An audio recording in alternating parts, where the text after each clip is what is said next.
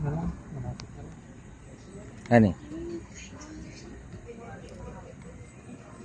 Ano?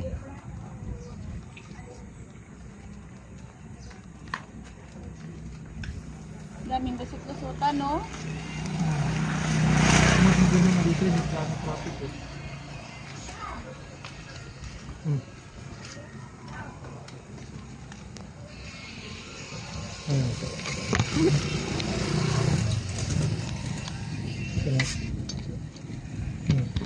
Ayun na. Kita mo pa naman para na. Baka dyan na lang lagay sa ano. May lighter din. Ito pwede mo lang katingin yan kapag ano.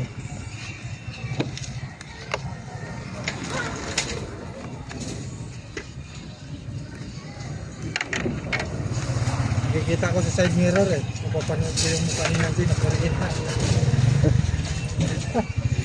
Nangangalay na talaga yung paa ko. Kaya first time nila ito mag-ride eh.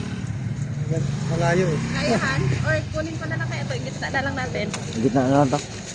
Nahirapan ka, no? Nalalaglag na yung paa ko eh.